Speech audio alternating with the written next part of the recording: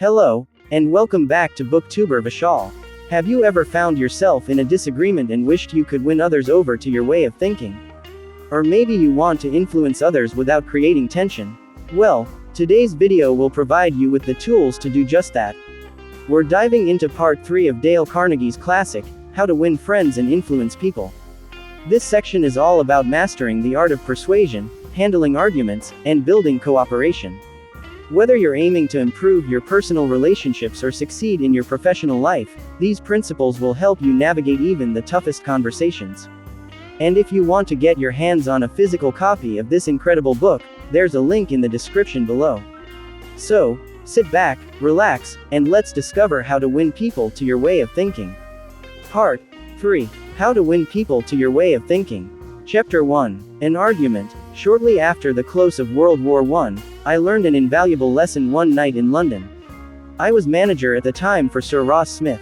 During the war, Sir Ross had been the Australian ace out in Palestine, and shortly after peace was declared, he astonished the world by flying halfway around it in 30 days.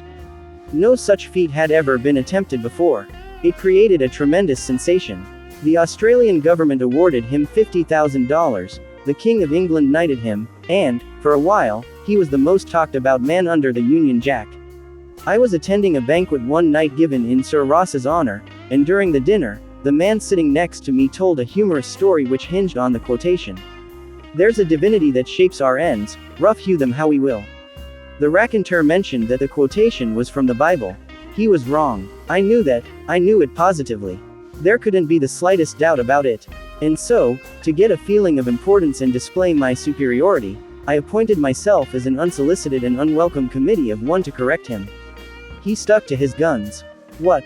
From Shakespeare? Impossible. Absurd. That quotation was from the Bible.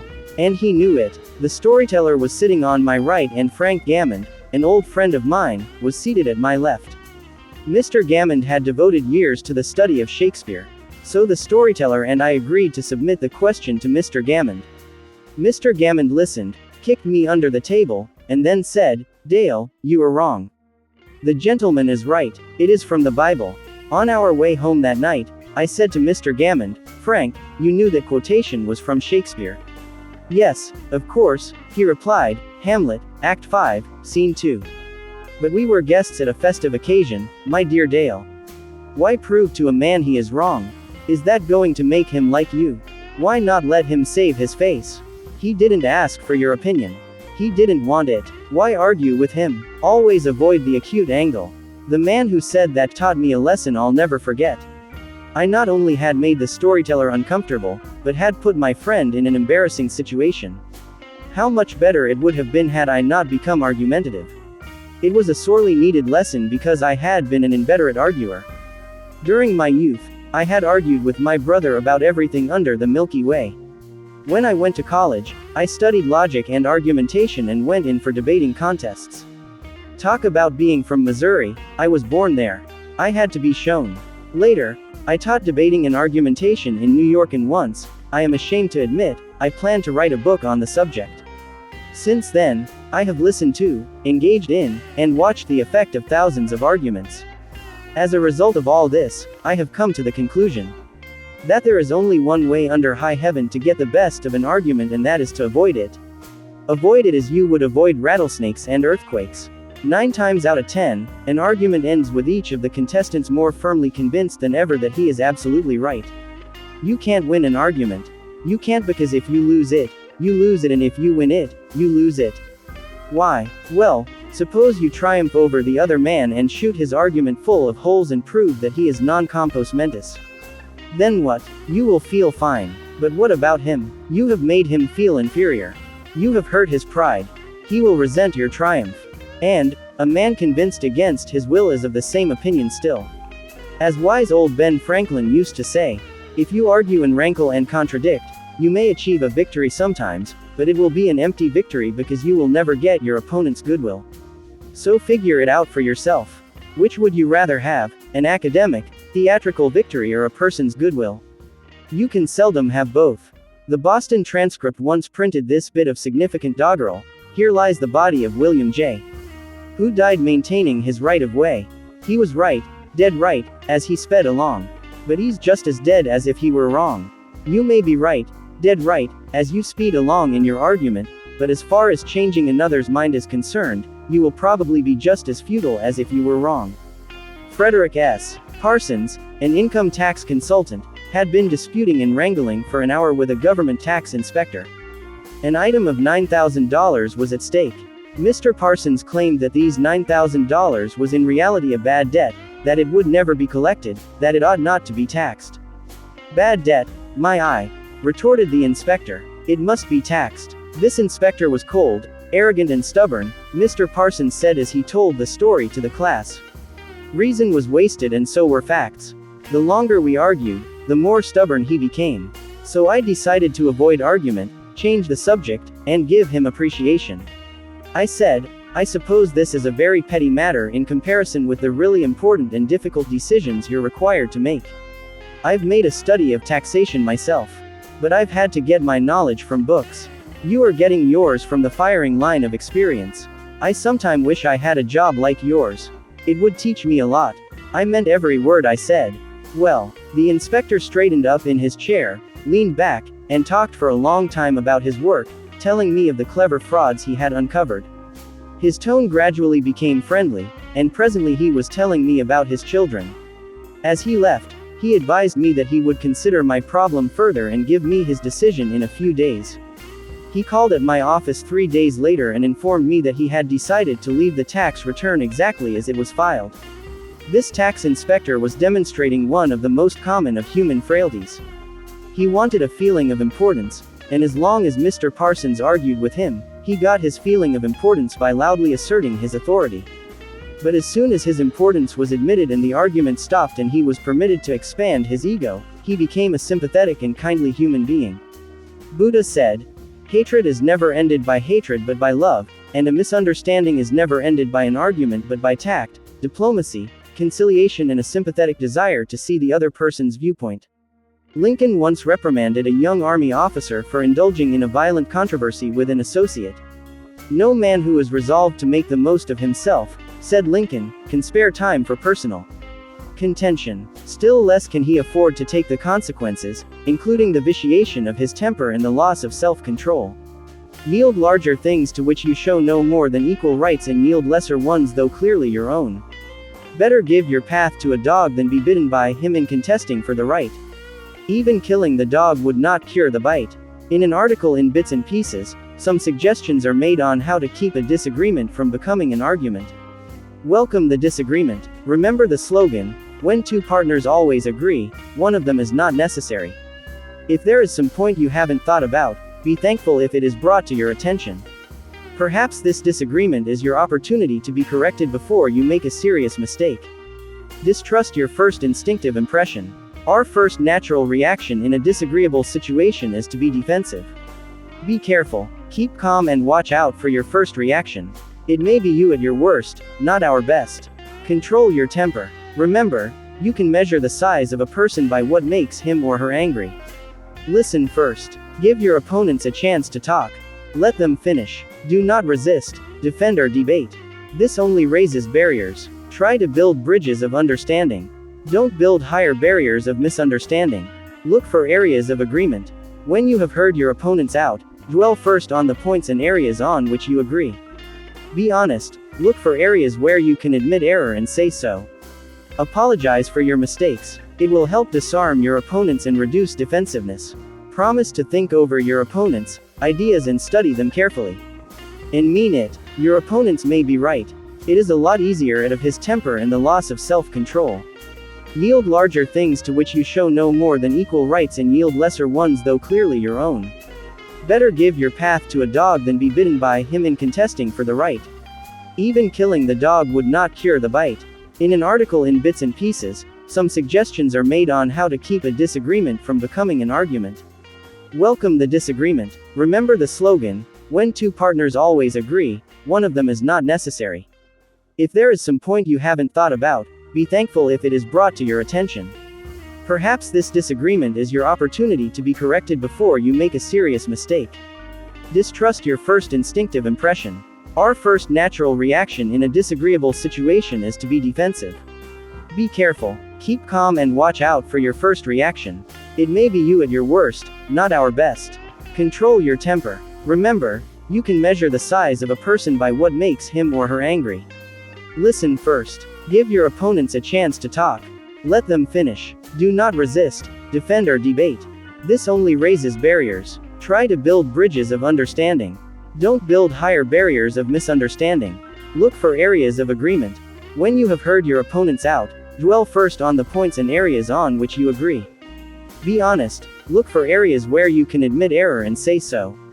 Apologize for your mistakes. It will help disarm your opponents and reduce defensiveness. Promise to think over your opponents' ideas and study them carefully. And mean it. Your opponents may be right. It is a lot easier at this stage to agree to think about their points than to move rapidly ahead and find yourself in a position where your opponents can say, "We tried to tell you, but you wouldn't listen." Thank your opponents sincerely for their interest. Anyone who takes the time to disagree with you is interested in the same things you are. Think of them as people who really want to help you, and you may turn your opponents into friends. Postpone action to give both sides time to think through the problem. Suggest that a new meeting be held later that day or the next day, when all the facts may be brought to bear. In preparation for this meeting, ask yourself some hard questions. Could my opponents be right? Partly right? Is there truth or merit in their position or argument? Is my reaction one that will relieve the problem, or will it just relieve any frustration? Will my reaction drive my opponents further away or draw them closer to me? Will my reaction elevate the estimation good people have of me? Will I win or lose? What price will I have to pay if I win? If I am quiet about it, will the disagreement blow over? Is this difficult situation an opportunity for me? Chapter 2. A sure way of making enemies and how to avoid it. When Theodore Roosevelt was in the White House, he confessed that if he could be right 75% of the time, he would reach the highest measure of his expectation. If that was the highest rating that one of the most distinguished men of the 20th century could hope to obtain, what about you and me?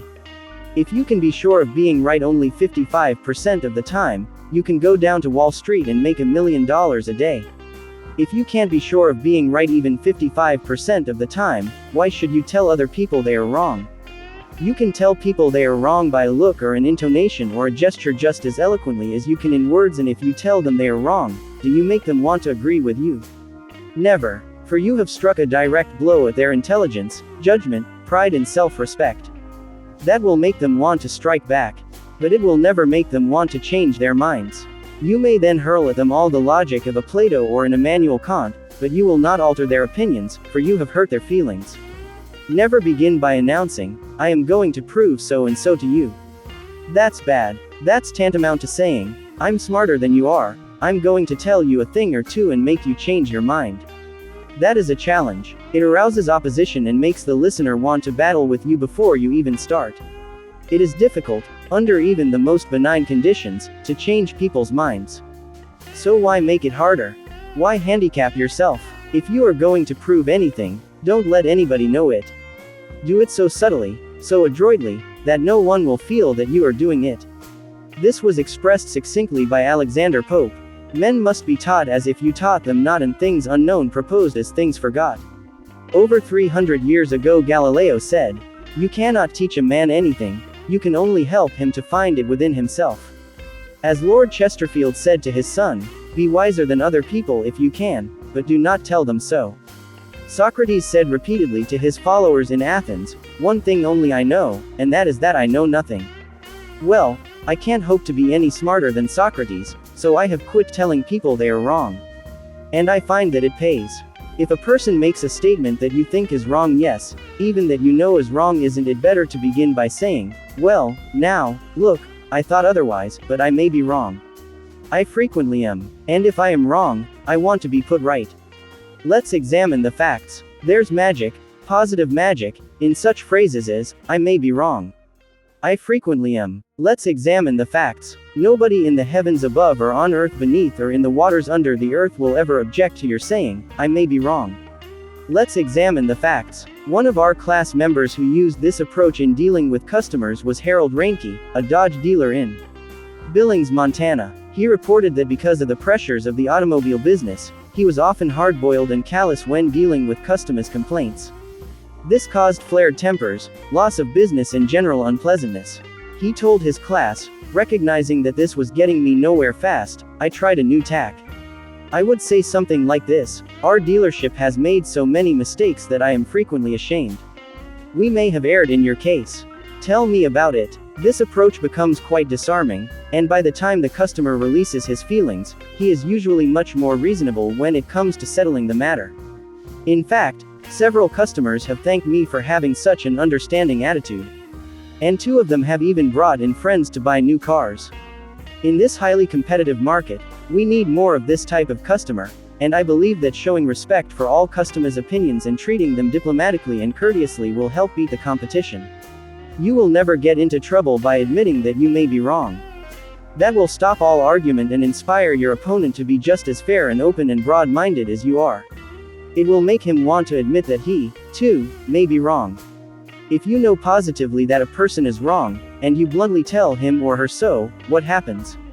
Let me illustrate. Mr. S., a young New York attorney, once argued a rather important case before the United States Supreme Court. Lustgarten vs. Fleet Corporation 280 U.S. 320. The case involved a considerable sum of money and an important question of law. During the argument, one of the Supreme Court justices said to him, "The statute of limitations in admiralty law is 6 years, is it not?" Mr. S. stopped, stared at the justice for a moment, and then said bluntly, "Your Honor, there is no statute of limitations in admiralty." A hush fell on the court, said Mr. S. as he related his experience to one of the author's classes, and the temperature in the room seemed to drop to 0. I was right. Justice was wrong. And I had told him so. But did that make him friendly? No. I still believe that I had the law on my side. And I know that I spoke better than I ever spoke before.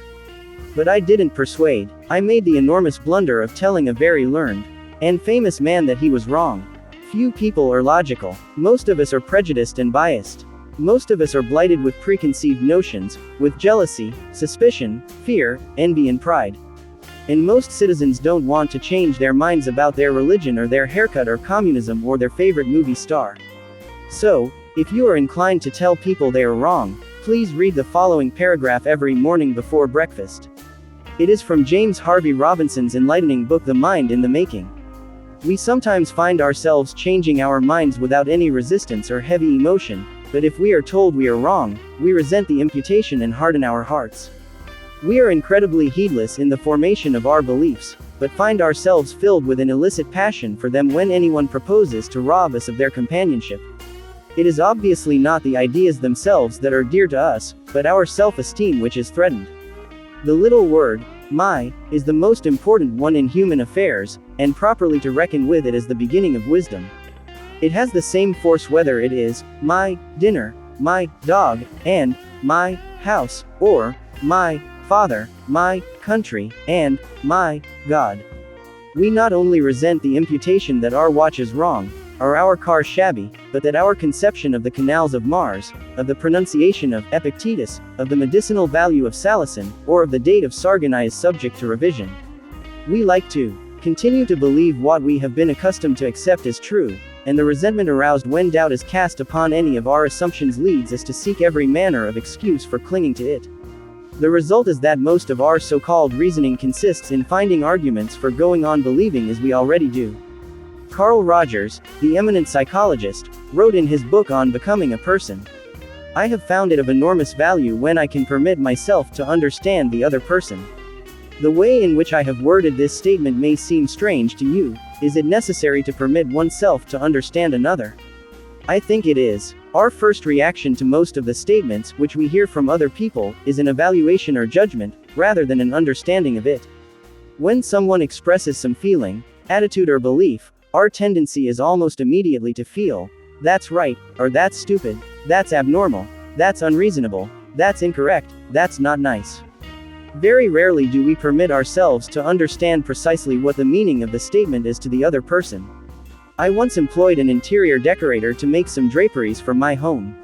When the bill arrived, I was dismayed. A few days later, a friend dropped in and looked at the draperies.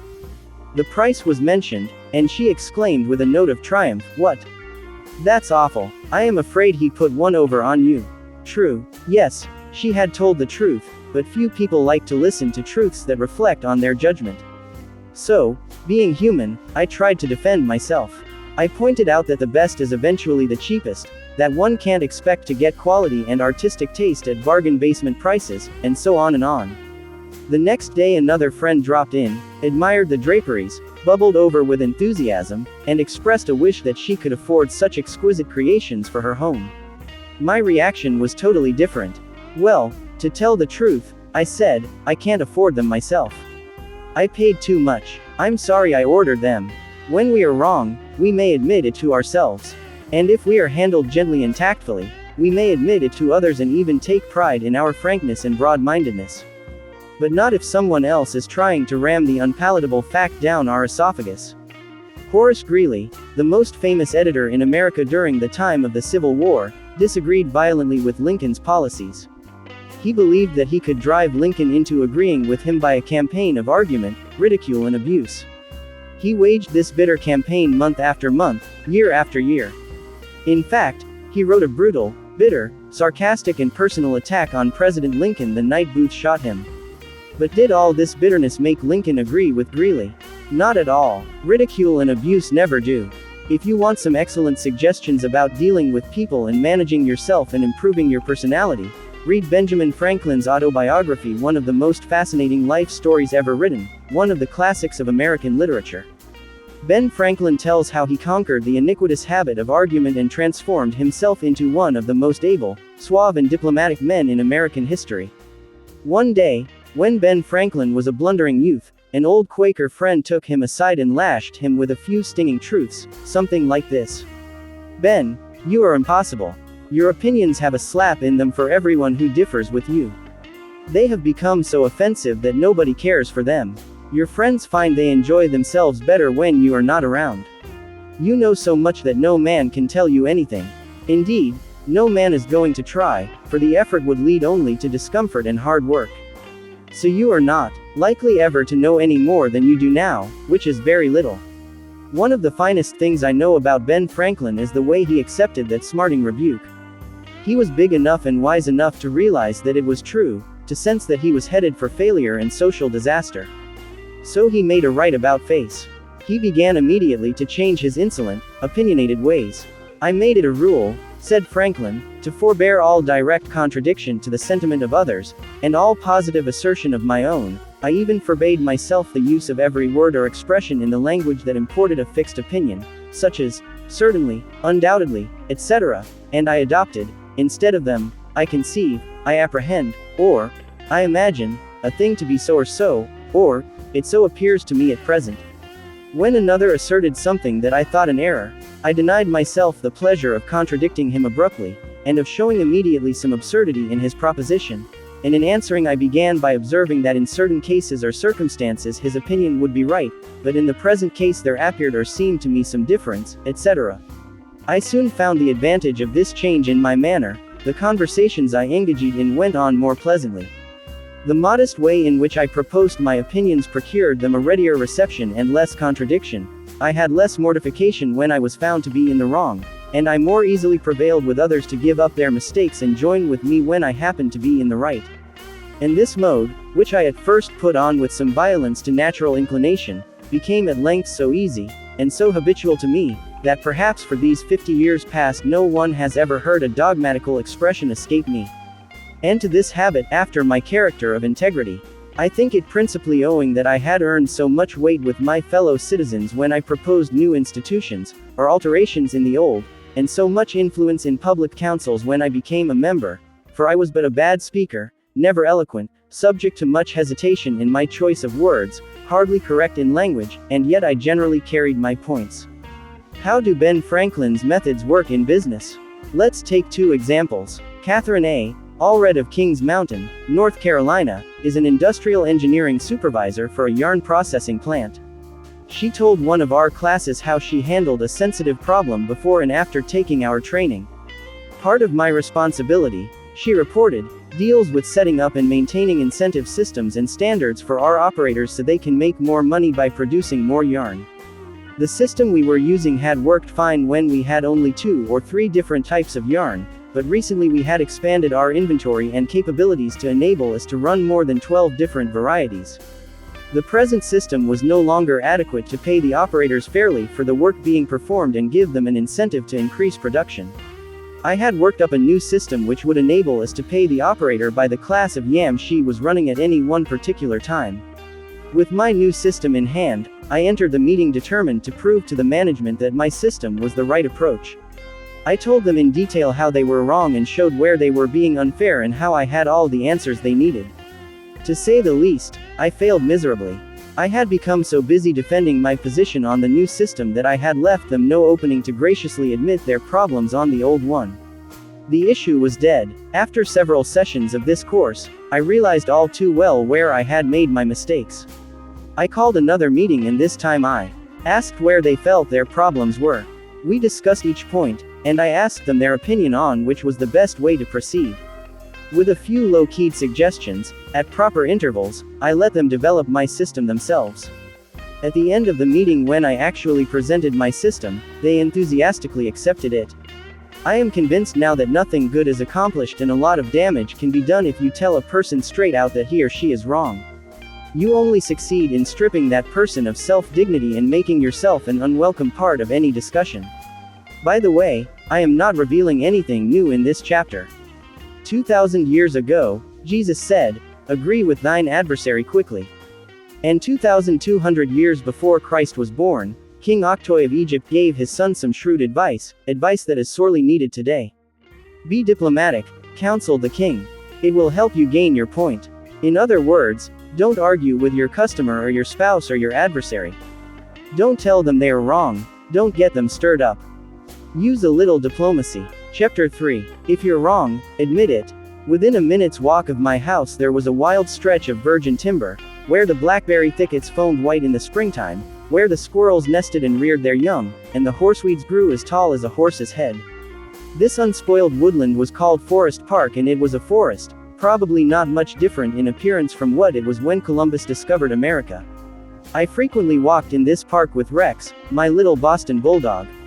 He was a friendly, harmless little hound, and since we rarely met anyone in the park, I took Rex along without a leash or a muzzle. One day we encountered a mounted policeman in the park, a policeman itching to show his authority.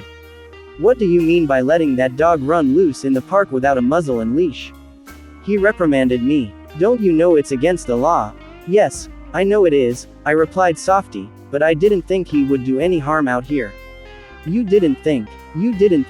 The law doesn't give a tinker's damn about what you think. That dog might kill a squirrel or bite a child.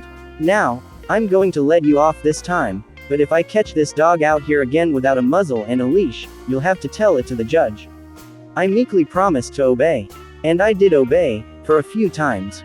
But Rex didn't like the muzzle, and neither did I, so we decided to take a chance. Everything was lovely for a while, and then we struck a snag.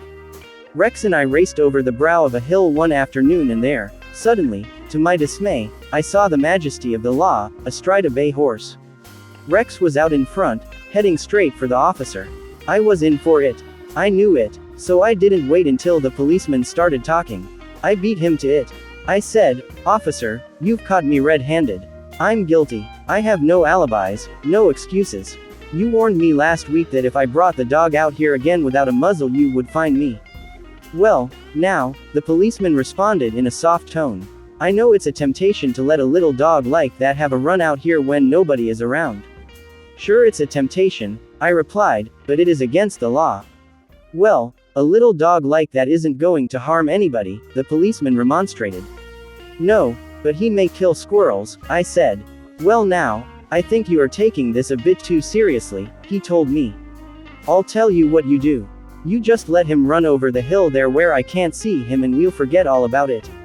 That policeman, being human, wanted a feeling of importance, so when I began to condemn myself, the only way he could nourish his self-esteem was to take the magnanimous attitude of showing mercy. But suppose I had tried to defend myself, well, did you ever argue with a policeman? But instead of breaking lances with him, I admitted that he was absolutely right and I was absolutely wrong. I admitted it quickly, openly, and with enthusiasm. The affair terminated graciously in my taking his side and his taking my side. Lord Chesterfield himself could hardly have been more gracious than this mounted policeman, who, only a week previously, had threatened to have the law on me. If we know we are going to be rebuked anyhow, isn't it far better to beat the other person to it and do it ourselves? Isn't it much easier to listen to self-criticism than to bear condemnation from alien lips? Say about yourself all the derogatory things you know the other person is thinking or wants to say or intends to say, and say them before that person has a chance to say them. The chances are 100 to 1 that a generous, forgiving attitude will be taken and your mistakes will be minimized, just as the mounted policeman did with me and Rex. Ferdinand E. Warren, a commercial artist, used this technique to win the goodwill of a petulant, scolding buyer of art. It is important, in making drawings for advertising and publishing purposes, to be precise and very exact, Mr. Warren said as he told the story. Some art editors demand that their commissions be executed immediately, and in these cases, some slight error is liable to occur. I knew one art director in particular who was always delighted to find fault with some little thing. I have often left his office in disgust, not because of the criticism, but because of his method of attack. Recently I delivered a rush job to this editor, and he phoned me to call at his office immediately. He said something was wrong. When I arrived, I found just what I had anticipated and dreaded. He was hostile, gloating over his chance to criticize. He demanded with heat why I had done so and so. My opportunity had come to apply the self-criticism I had been studying about. So I said, Mr. So-and-so, if what you say is true, I am at fault and there is absolutely no excuse for my blunder. I have been doing drawings for you long enough to know better. I'm ashamed of myself. Immediately he started to defend me. Yes, you're right, but after all, this isn't a serious mistake. It is only. I interrupted him. Any mistake, I said, may be costly and they are all irritating. He started to break in, but I wouldn't let him. I was having a grand time. For the first time in my life, I was criticizing myself and I loved it. I should have been more careful, I continued. You give me a lot of work, and you deserve the best, so I'm going to do this drawing all over. No, he protested. I wouldn't think of putting you to all that trouble. He praised my work, assured me that he wanted only a minor change and that my slight error hadn't cost his firm any money and, after all, it was a mere detail, not worth worrying about. My eagerness to criticize myself took all the fight out of him. He ended up by taking me to lunch, and before we parted, he gave me a check and another commission. There is a certain degree of satisfaction in having the courage to admit one's errors. It not only clears the air of guilt and defensiveness, but often helps solve the problem created by the error. Bruce Harvey of Albuquerque, New Mexico, had incorrectly authorized payment of full wages to an employee on sick leave. When he discovered his error, he brought it to the attention of the employee and explained that to correct the mistake he would have to reduce his next paycheck by the entire amount of the overpayment. The employee pleaded that as that would cause him a serious financial problem, could the money be repaid over a period of time. In order to do this, Harvey explained, he would have to obtain his supervisor's approval. And this, I knew, reported Harvey, would result in a boss-type explosion. While trying to decide how to handle this situation better, I realized that the whole mess was my fault and I would have to admit it to my boss. I walked into his office, told him that I had made a mistake and then informed him of the complete facts. He replied in an explosive manner that it was the fault of the personnel department. I repeated that it was my fault. He exploded again about carelessness in the accounting department. Again I explained it was my fault. He blamed 2 other people in the office. But each time I reiterated it was my fault. Finally, he looked at me and said, okay, it was your fault. Now straighten it out. The error was corrected and nobody got into trouble. I felt great because I was able to handle a tense situation and had the courage not to seek alibis. My boss has had more respect for me ever since. Any fool can try to defend his or her mistakes, and most fools do, but it raises one above the herd and gives one a feeling of nobility and exultation to admit one's mistakes. Michael Chung, who teaches our course in Hong Kong, told of how the Chinese culture presents some special problems and how sometimes it is necessary to recognize that the benefit of applying a principle may be more advantageous than maintaining an old tradition. He had one middle-aged class member who had been estranged from his son for many years. The father had been an opium addict, but was now cured. In Chinese tradition, an older person cannot take the first step. The father felt that it was up to his son to take the initiative toward a reconciliation. In an early session, he told the class about the grandchildren he had never seen and how much he desired to be reunited with his son. His classmates, all Chinese, understood his conflict between his desire and long-established tradition. The father felt that young people should have respect for their elders and that he was right in not giving in to his desire, but to wait for his son to come to him. Toward the end of the course, the father again addressed his class. "I have pondered this problem," he said.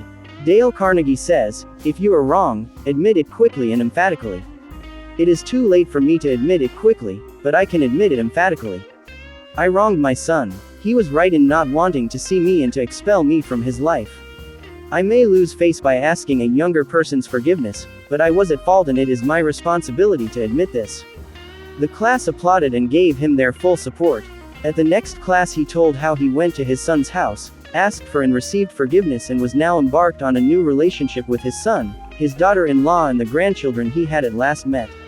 Elbert Hubbard was one of the most original authors who ever stirred up a nation, and his stinging sentences often aroused fierce resentment.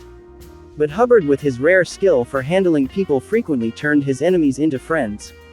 For example, when some irritated reader wrote in to say that he didn't agree with such and such an article and ended by calling Hubbard this and that, Elbert Hubbard would answer like this: "Come to think it over, I don't entirely agree with it myself.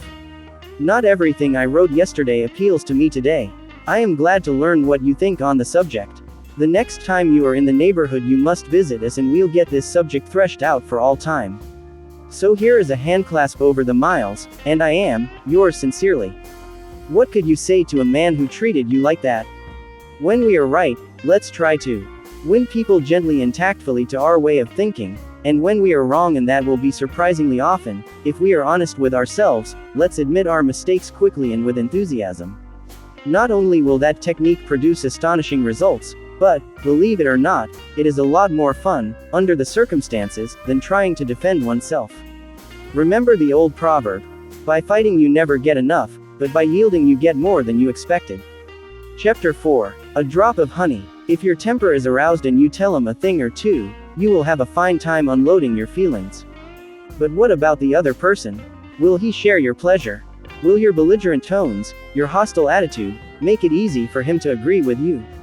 "If you come at me with your fists doubled," said Woodrow Wilson, "I think I can promise you that mine will double as fast as yours. But if you come to me and say, 'Let us sit down and take counsel together, and, if we differ from each other, understand why it is that we differ, just what the points at issue are,' we will presently find that we are not so far apart after all, that the points on which we differ are few and the points on which we agree are many, and that if we only have the patience and the candor and the desire to get together, we will get together." Nobody appreciated the truth of Woodrow Wilson's statement more than John D. Rockefeller Jr. Back in 1915, Rockefeller was the most fiercely despised man in Colorado. One of the bloodiest strikes in the history of American industry had been shocking the state for 2 terrible years. Irate, belligerent miners were demanding higher wages from the Colorado Fuel and Iron Company. Rockefeller controlled that company. Property had been destroyed, troops had been called out, blood had been shed, strikers had been shot, their bodies riddled with bullets. At a time like that, with the air seething with hatred, Rockefeller wanted to win the strikers to his way of thinking. And he did it. How? Here's the story. After weeks spent in making friends, Rockefeller addressed the representatives of the strikers. This speech, in its entirety, is a masterpiece. It produced astonishing results. It calmed the tempestuous waves of hate that threatened to engulf Rockefeller. It won him a host of admirers. It presented facts in such a friendly manner that the strikers went back to work without saying another word about the increase in wages for which they had fought so violently. The opening of that remarkable speech follows. Note how it fairly glows with friendliness. Rockefeller, remember, was talking to men who, a few days previously, had wanted to hang him by the neck to a sour apple tree, yet he couldn't have been more gracious, more friendly if he had addressed a group of medical missionaries. His speech was radiant with such phrases as "I am proud to be here, having visited in your homes, met many of your wives and children, we meet here not as strangers, but as friends, spirit of mutual friendship, our common interests, it is only by your courtesy that I am here. This is a red letter day in my life," Rockefeller began.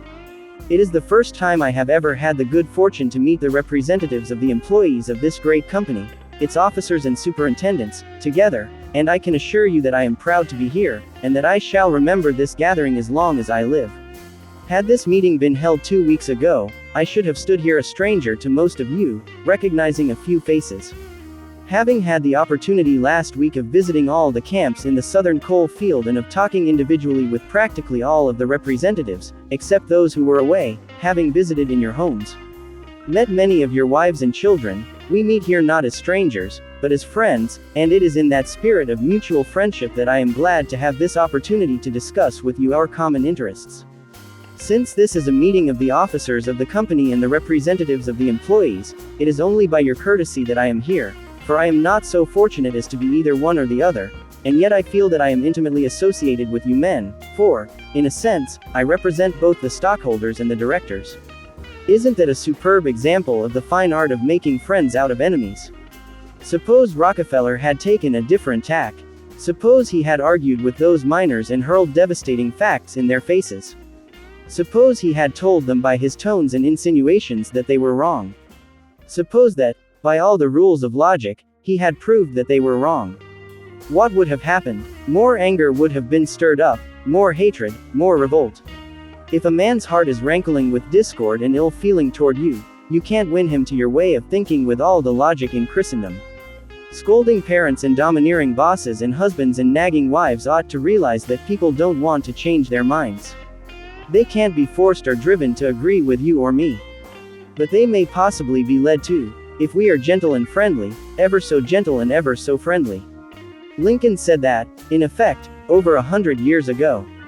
Here are his words. It is an old and true maxim that, a drop of honey catches more flies than a gallon of gall. So with men, if you would win a man to your cause, first convince him that you are his sincere friend. Therein is a drop of honey that catches his heart, which, say what you will, is the great high road to his reason. Another member of one of our classes, Gerald H. Wynne of Littleton, New Hampshire, reported how by using a friendly approach, he obtained a very satisfactory settlement on a damage claim. Early in the spring, he reported, before the ground had thawed from the winter freezing, there was an unusually heavy rainstorm and the water, which normally would have run off to nearby ditches and storm drains along the road, took a new course onto a building lot where I had just built a new home. Not being able to run off, the water pressure built up around the foundation of the house. The water forced itself under the concrete basement floor, causing it to explode, and the basement filled with water. This ruined the furnace and the hot water heater. The cost to repair this damage was in excess of $2,000. I had no insurance to cover this type of damage. However, I soon found out that the owner of the subdivision had neglected to put in a storm drain near the house which could have prevented this problem. I made an appointment to see him. During the 25-mile trip to his office, I carefully reviewed the situation and, remembering the principles I learned in this course, I decided that showing my anger would not serve any worthwhile purpose. When I arrived, I kept very calm and started by talking about his recent vacation to the West Indies. Then, when I felt the timing was right, I mentioned the little problem of water damage. He quickly agreed to do his share in helping to correct the problem. A few days later he called and said he would pay for the damage and also put in a storm drain to prevent the same thing from happening in the future. Even though it was the fault of the owner of the subdivision, if I had not begun in a friendly way, there would have been a great deal of difficulty in getting him to agree to the total liability. Years ago, when I was a barefoot boy walking through the woods to a country school out in northwest Missouri, I read a fable about the sun and the wind. They quarreled about which was the stronger, and the wind said, "I'll prove I am. See the old man down there with a coat? I bet I can get his coat off him quicker than you can." So the sun went behind a cloud, and the wind blew until it was almost a tornado, but the harder it blew, the tighter the old man clutched his coat to him. Finally, the wind calmed down and gave up, and then the sun came out from behind the clouds and smiled kindly on the old man. Presently, he mopped his brow and pulled off his coat. The sun then told the wind that gentleness and friendliness were always stronger than fury and force. The use of gentleness and friendliness is demonstrated day after day by people who have learned that a drop of honey catches more flies than a gallon of gall. F. Gail Connor of Lutherville, Maryland, proved this when he had to take his 4-month-old car to the service department of the car dealer for the 3rd time.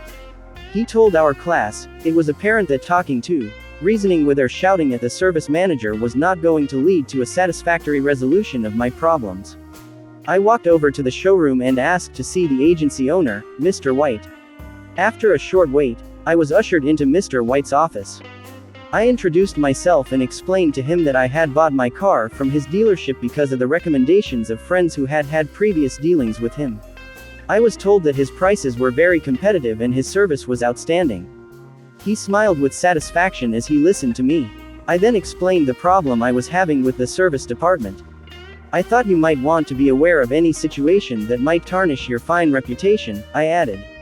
He thanked me for calling this to his attention and assured me that my problem would be taken care of. Not only did he personally get involved, but he also lent me his car to use while mine was being repaired. Aesop was a Greek slave who lived at the court of Croesus and spun immortal fables 600 years before Christ. Yet the truths he taught about human nature are just as true in Boston and Birmingham now as they were 26 centuries ago in Athens. The sun can make you take off your coat more quickly than the wind, and kindliness, the friendly approach and appreciation can make people change their minds more readily than all the bluster and storming in the world. Remember what Lincoln said, a drop of honey catches more flies than a gallon of gall. Chapter 5. The Secret of Socrates. In talking with people, don't begin by discussing the things on which you differ. Begin by emphasizing and keep on emphasizing the things on which you agree. Keep emphasizing, if possible, that you are both striving for the same end and that your only difference is one of method and not of purpose. Get the other person saying, yes, yes, at the outset. Keep your opponent, if possible, from saying, no. A no response, according to Professor Overstreet, is a most difficult handicap to overcome. When you have said, no, all your pride of personality demands that you remain consistent with yourself. You may later feel that the no was ill-advised, nevertheless, there is your precious pride to consider.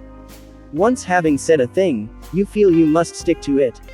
Hence it is of the very greatest importance that a person be started in the affirmative direction. The skillful speaker gets, at the outset, a number of yes responses. This sets the psychological process of the listeners moving in the affirmative direction. It is like the movement of a billiard ball. Propel in one direction, and it takes some force to deflect it, far more force to send it back in the opposite direction. The psychological patterns here are quite clear. When a person says, no, and really means it, he or she is doing far more than saying a word of 2 letters. The entire organism, glandular, nervous, muscular, gathers itself together into a condition of rejection. There is, usually in minute but sometimes in observable degree, a physical withdrawal or readiness for withdrawal. The whole neuromuscular system, in short, sets itself on guard against acceptance. When, to the contrary, a person says, yes, none of the withdrawal activities takes place. The organism is in a forward-moving, accepting, open attitude. Hence the more yeses we can, at the very outset, induce, the more likely we are to succeed in capturing the attention for our ultimate proposal. It is a very simple technique, this yes response. And yet, how much it is neglected. It often seems as if people get a sense of their own importance by antagonizing others at the outset. Get a student to say, no, at the beginning, or a customer, child, husband, or wife, and it takes the wisdom and the patience of angels to transform that bristling negative into an affirmative. The use of this, yes, yes, technique enabled James Eberson, who was a teller in the Greenwich Savings Bank, in New York City, to secure a prospective customer who might otherwise have been lost. This man came in to open an account, said Mr. Eberson, and I gave him our usual form to fill out. Some of the questions he answered willingly, but there were others he flatly refused to answer. Before I began the study of human relations, I would have told this prospective depositor that if he refused to give the bank this information, we should have to refuse to accept this account. I am ashamed that I have been guilty of doing that very thing in the past. Naturally, an ultimatum like that made me feel good. I had shown who was boss, that the bank's rules and regulations couldn't be flouted. But that sort of attitude certainly didn't give a feeling of welcome and importance to the man who had walked in to give us his patronage. I resolved this morning to use a little horse sense. I resolved not to talk about what the bank wanted but about what the customer wanted. And above all else, I was determined to get him saying, yes, yes from the very start. So I agreed with him. I told him the information he refused to give was not absolutely necessary. However, I said, suppose you have money in this bank at your death. Wouldn't you like to have the bank transfer it to your next of kin, who is entitled to it according to law?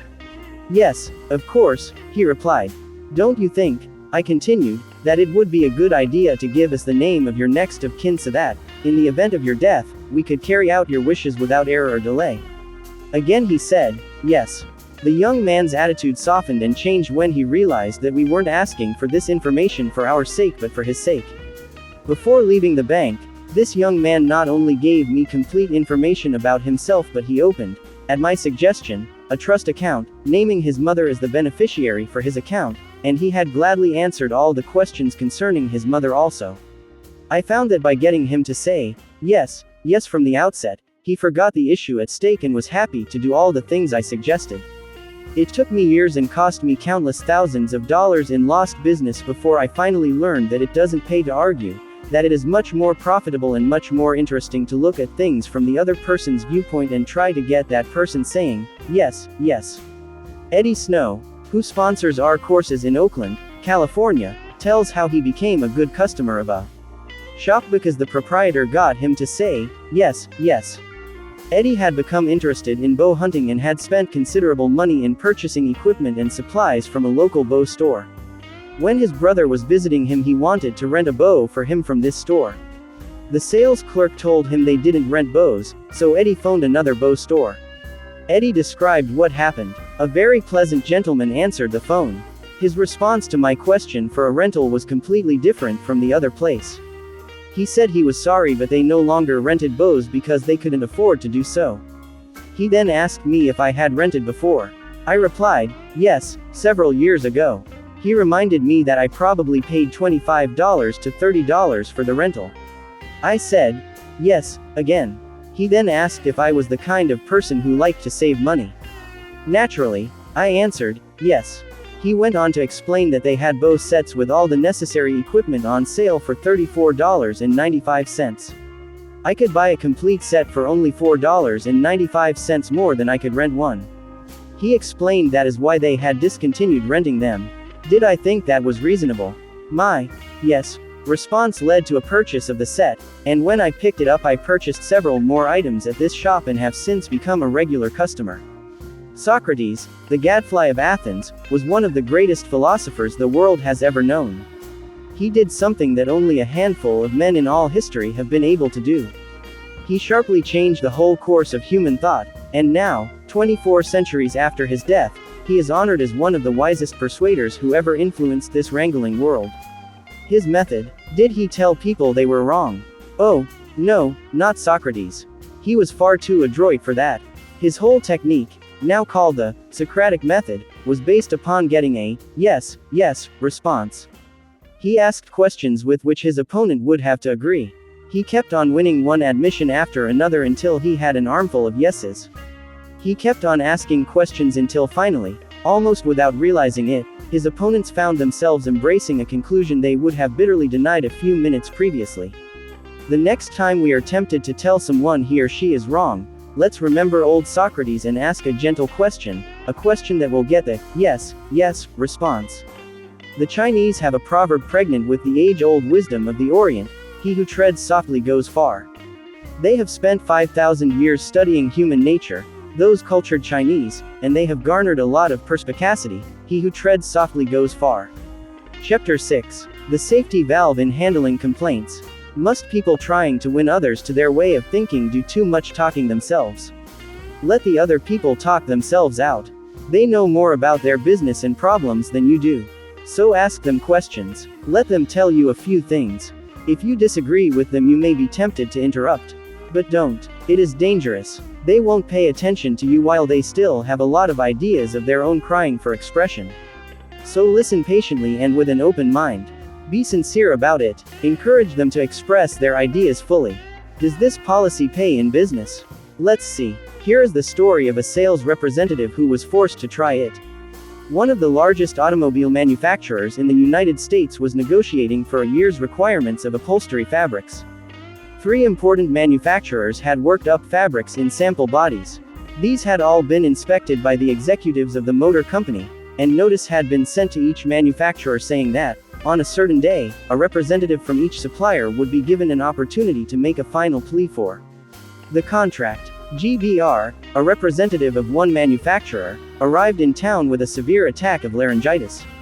When it came my turn to meet the executives in conference, Mr. R said as he related the story before one of my classes, I had lost my voice. I could hardly whisper. I was ushered into a room and found myself face to face with the textile engineer, the purchasing agent, the director of sales and the president of the company. I stood up and made a valiant effort to speak, but I couldn't do anything more than squeak. They were all seated around a table, so I wrote on a pad of paper, "Gentlemen, I have lost my voice. I am speechless. I'll do the talking for you," the president said. He did. He exhibited my samples and praised their good points. A lively discussion arose about the merits of my goods. And the president, since he was talking for me, took the position I would have had during the discussion. My sole participation consisted of smiles, nods and a few gestures. As a result of this unique conference, I was awarded the contract, which called for over 500,000 yards of upholstery fabrics at an aggregate value of $1,600,000, the biggest order I had ever received. I know I would have lost the contract if I hadn't lost my voice, because I had the wrong idea about the whole proposition. I discovered, quite by accident, how richly it sometimes pays to let the other person do the talking. Letting the other person do the talking helps in family situations as well as in business. Barbara Wilson's relationship with her daughter, Lori, was deteriorating rapidly. Lori, who had been a quiet, complacent child, had grown into an uncooperative, sometimes belligerent teenager. Mrs. Wilson lectured her, threatened her and punished her, but all to no avail. One day, Mrs. Wilson told one of our classes, "I just gave up. Lori had disobeyed me and had left the house to visit her girlfriend before she had completed her chores. When she returned I was about to scream at her for the 10,000th time, but I just didn't have the strength to do it. I just looked at her and said sadly, 'Why, Lori, why?' Lori noted my condition and in a calm voice asked, 'Do you really want to know?' I nodded and Lori told me, first hesitantly, and then it all flowed out. I had never listened to her. I was always telling her to do this or that. When she wanted to tell me her thoughts, feelings, ideas, I interrupted with more orders. I began to realize that she needed me, not as a bossy mother, but as a confidant, an outlet for all her confusion about growing up. And all I had been doing was talking when I should have been listening. I never heard her. From that time on I let her do all the talking she wanted. She tells me what is on her mind, and our relationship has improved immeasurably. She is again a cooperative person. A large advertisement appeared on the financial page of a New York newspaper calling for a person with unusual ability and experience. Charles T. Cubelis answered the advertisement, sending his reply to a box number. A few days later, he was invited by letter to call for an interview. Before he called, he spent hours in Wall Street finding out everything possible about the person who had founded the business. During the interview, he remarked, "I should be mighty proud to be associated with an organization with a record like yours. I understand you started 28 years ago with nothing but desk room and one stenographer. Is that true?" Almost every successful person likes to reminisce about his early struggles. This man was no exception. He talked for a long time about how he had started with $450 in cash and an original idea. He told how he had fought against discouragement and battled against ridicule, working Sundays and holidays, 12 to 16 hours a day, how he had finally won against all odds until now the most important executives on Wall Street were coming to him for information and guidance. He was proud of such a record. He had a right to be, and he had a splendid time telling about it. Finally, he questioned Mr. Cubelis briefly about his experience, then called in one of his vice presidents and said, "I think this is the person we are looking for."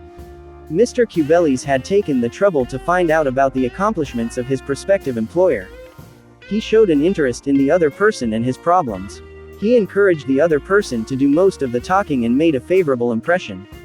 Roy G. Bradley of Sacramento, California, had the opposite problem. He listened as a good prospect for a sales position talked himself into a job with Bradley's firm, Roy reported. Being a small brokerage firm, we had no fringe benefits, such as hospitalization, medical insurance and pensions. Every representative is an independent agent. We don't even provide leads for prospects, as we cannot advertise for them as our larger competitors do.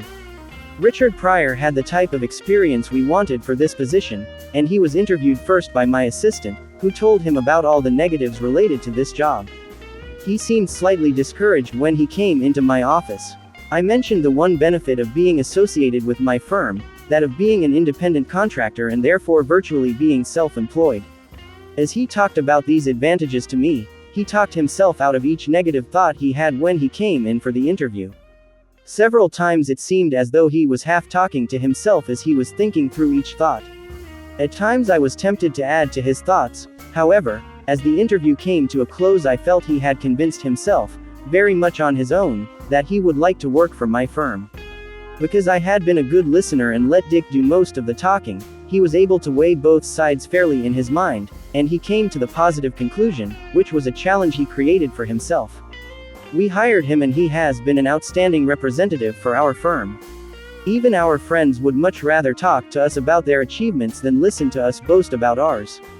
La Rochefoucauld, the French philosopher said, "If you want enemies, excel your friends, but if you want friends, let your friends excel you." Why is that true? Because when our friends excel us, they feel important, but when we excel them, they or at least some of them will feel inferior and envious. By far the best liked placement counselor in the Midtown Personnel Agency in New York City was Henrietta G., but it hadn't always been that way. During the first few months of her association with the agency, Henrietta didn't have a single friend among her colleagues. Why? Because every day she would brag about the placements she had made, the new accounts she had opened, and anything else she had accomplished. I was good at my work and proud of it, Henrietta told one of our classes. But instead of my colleagues sharing my triumphs, they seemed to resent them. I wanted to be liked by these people. I really wanted them to be my friends. After listening to some of the suggestions made in this course, I started to talk about myself less and listen more to my associates. They also had things to boast about and were more excited about telling me about their accomplishments than about listening to my boasting. Now, when we have some time to chat, I ask them to share their joys with me, and I only mention my achievements when they ask.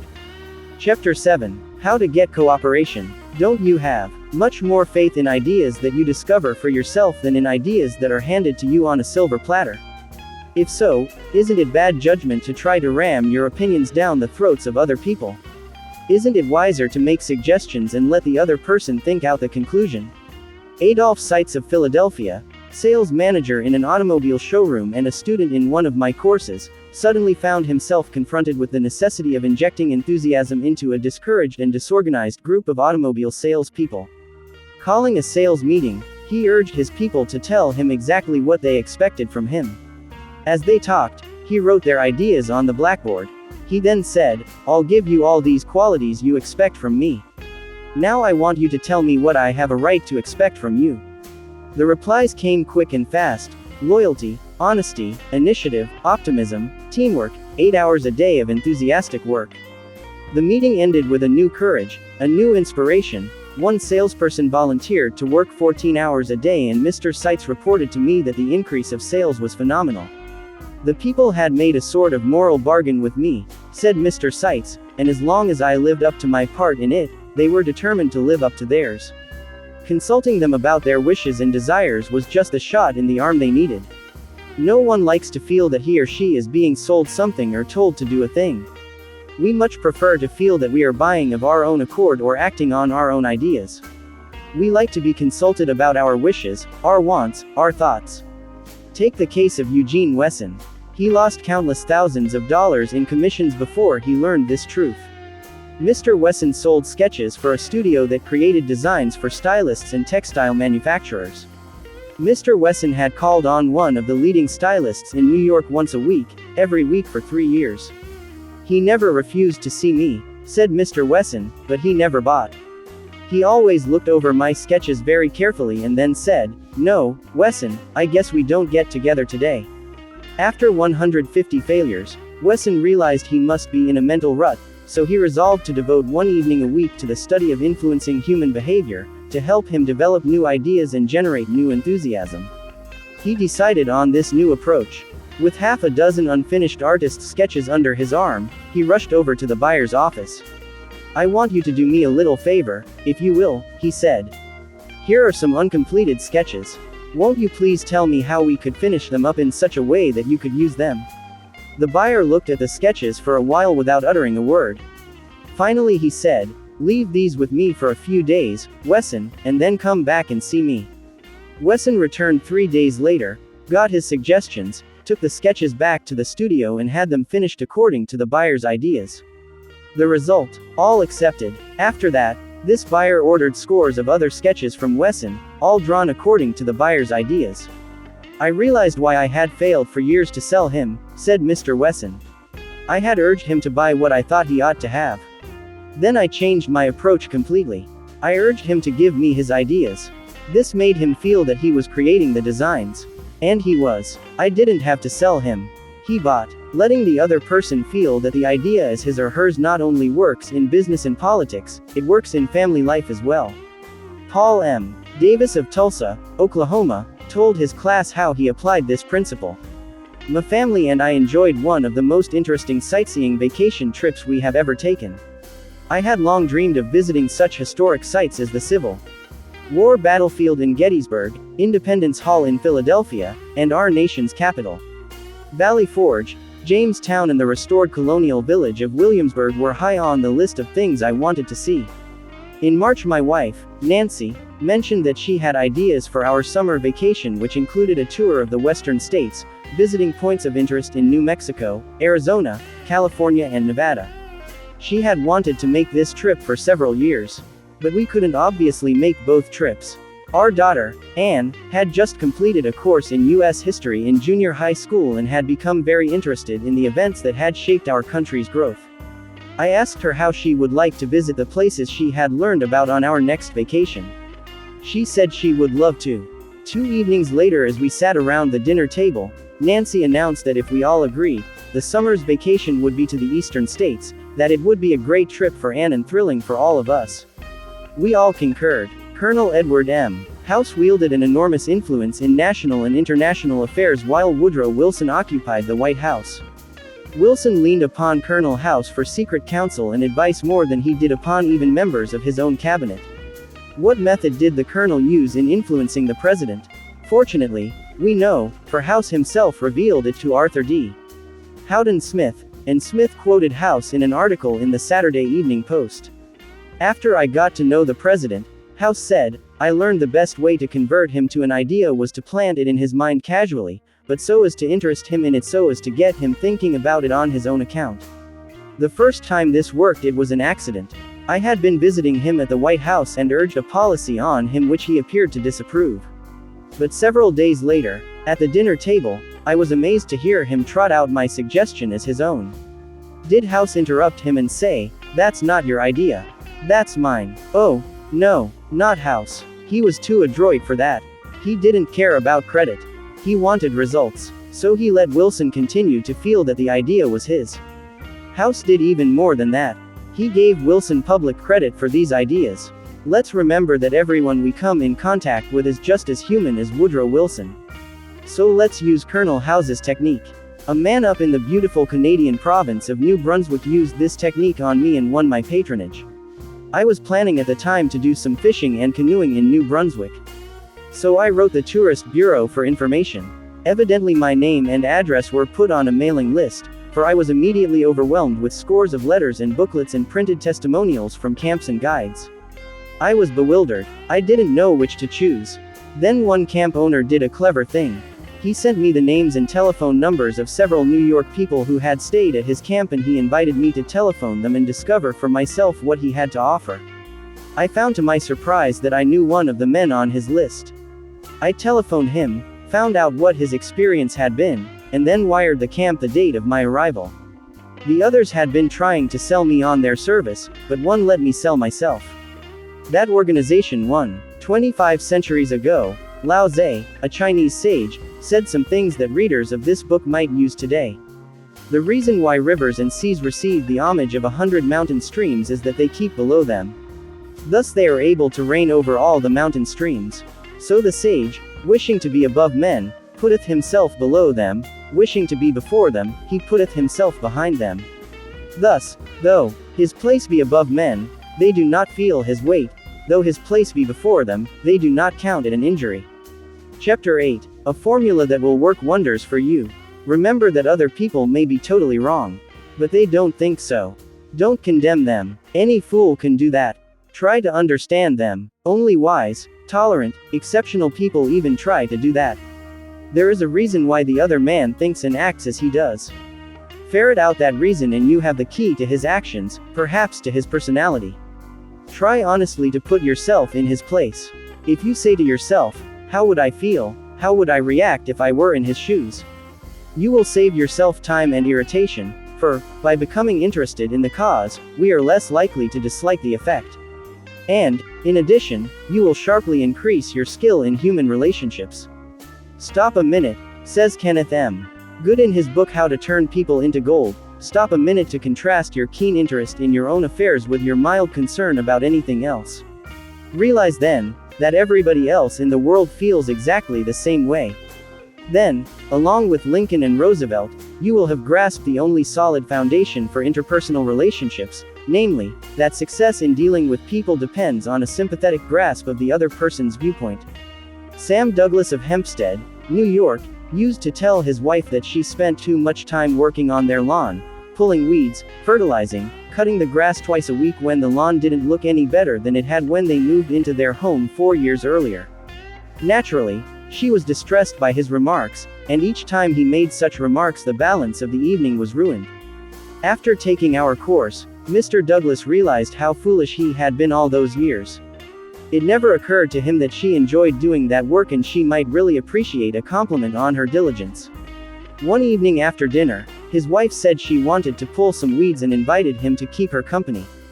He first declined, but then thought better of it and went out after her and began to help her pull weeds. She was visibly pleased, and together they spent an hour in hard work and pleasant conversation. After that he often helped her with the gardening and complimented her on how fine the lawn looked, what a fantastic job she was doing with a yard where the soil was like concrete. Result: a happier life for both because he had learned to look at things from her point of view, even if the subject was only weeds. In his book Getting Through to People, Dr. Gerald S. Nirenberg commented, "Cooperativeness in conversation is achieved when you show that you consider the other person's ideas and feelings as important as your own. Starting your conversation by giving the other person the purpose or direction of your conversation, governing what you say by what you would want to hear if you were the listener, and accepting his or her viewpoint will encourage the listener to have an open mind to your ideas. I have always enjoyed walking and riding in a park near my home. Like the Druids of ancient Gaul, I all but worship an oak tree, so I was distressed season after season to see the young trees and shrubs killed off by needless fires. These fires weren't caused by careless smokers. They were almost all caused by youngsters who went out to the park to go native and cook a frankfurter or an egg under the trees. Sometimes, these fires raged so fiercely that the fire department had to be called out to fight the conflagration. There was a sign on the edge of the park saying that anyone who started a fire was liable to fine and imprisonment, but the sign stood in an unfrequented part of the park, and few of the culprits ever saw it. A mounted policeman was supposed to look after the park, but he didn't take his duties too seriously, and the fires continued to spread season after season. On one occasion, I rushed up to a policeman and told him about a fire spreading rapidly through the park and wanted him to notify the fire department, and he nonchalantly replied that it was none of his business because it wasn't in his precinct. I was desperate, so after that when I went riding, I acted as a self-appointed committee of one to protect the public domain. In the beginning, I am afraid I didn't even attempt to see the other people's point of view. When I saw a fire blazing under the trees, I was so unhappy about it, so eager to do the right thing, that I did the wrong thing. I would ride up to the boys, warn them that they could be jailed for starting a fire, order with a tone of authority that it be put out, and, if they refused, I would threaten to have them arrested. I was merely unloading my feelings without thinking of their point of view. The result: they obeyed sullenly and with resentment. After I rode on over the hill, They probably rebuilt the fire and longed to burn up the whole park. With the passing of the years, I acquired a trifle more knowledge of human relations, a little more tact, a somewhat greater tendency to see things from the other person's standpoint. Then, instead of giving orders, I would ride up to a blazing fire and begin something like this. Having a good time, boys? What are you going to cook for supper? I loved to build fires myself when I was a boy, and I still love to. But you know they are very dangerous here in the park.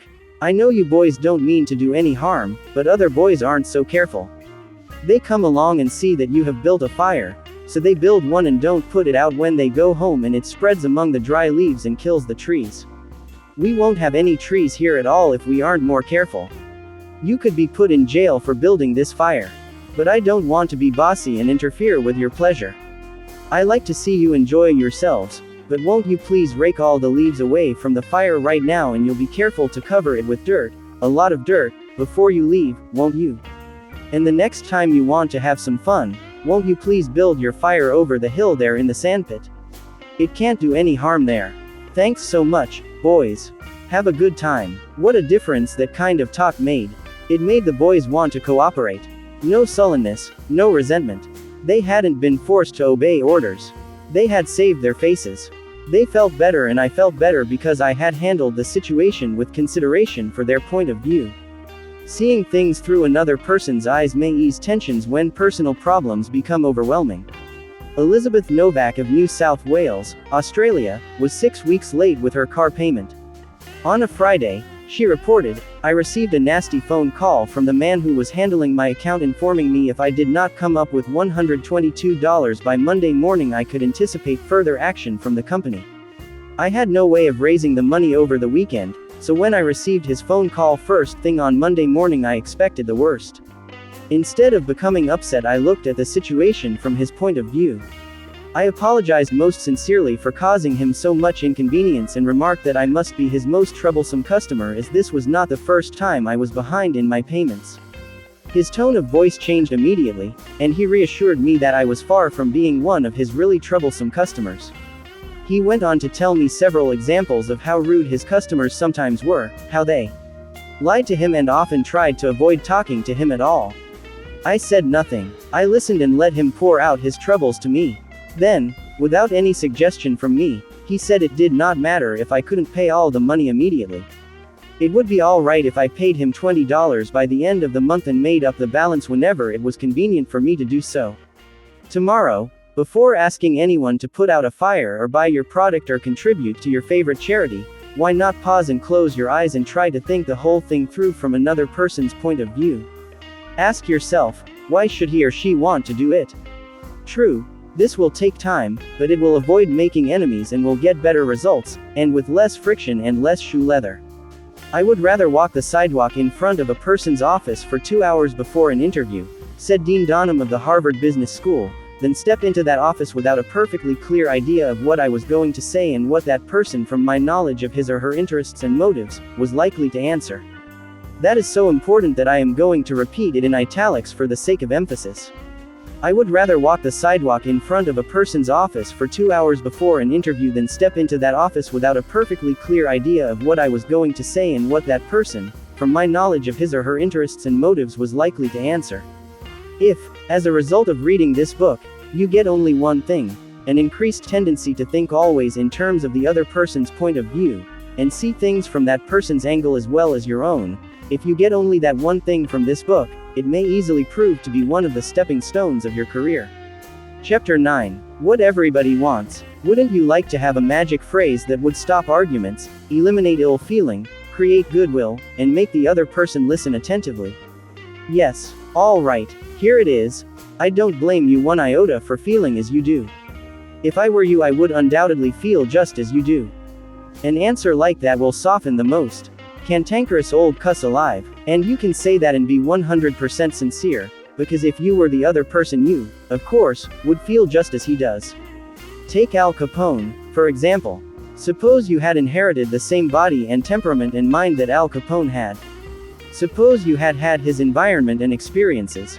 You would then be precisely what he was and where he was. For it is those things, and only those things, that made him what he was.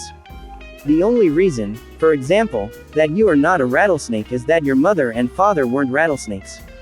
You deserve very little credit for being what you are, and remember, the people who come to you irritated, bigoted, unreasoning, deserve very little discredit for being what they are. Feel sorry for the poor devils. Pity them. Sympathize with them. Say to yourself, there, but for the grace of God, go I. 3/4 of the people you will ever meet are hungering and thirsting for sympathy. Give it to them, and they will love you. I once gave a broadcast about the author of Little Women, Louisa May Alcott. Naturally, I knew she had lived and written her immortal books in Concord, Massachusetts. But, without thinking what I was saying, I spoke of visiting her old home in Concord, New Hampshire. If I had said New Hampshire only once, it might have been forgiven. But, alas and alack, I said it twice. I was deluged with letters and telegrams, stinging messages that swirled around my defenseless head like a swarm of hornets. Many were indignant, a few insulting. One colonial dame, who had been reared in Concord, Massachusetts, and who was then living in Philadelphia, vented her scorching wrath upon me. She couldn't have been much more bitter if I had accused Miss Alcott of being a cannibal from New Guinea. As I read the letter, I said to myself, thank God, I am not married to that woman. I felt like writing and telling her that although I had made a mistake in geography, she had made a far greater mistake in common courtesy. That was to be just my opening sentence. Then I was going to roll up my sleeves and tell her what I really thought. But I didn't. I controlled myself. I realized that any hot-headed fool could do that and that most fools would do just that. I wanted to be above fools. So I resolved to try to turn her hostility into friendliness. It would be a challenge, a sort of game I could play. I said to myself, after all, if I were she, I would probably feel just as she does. So, I determined to sympathize with her viewpoint. The next time I was in Philadelphia, I called her on the telephone. The conversation went something like this. Me, Mrs. So-and-so, you wrote me a letter a few weeks ago, and I want to thank you for it.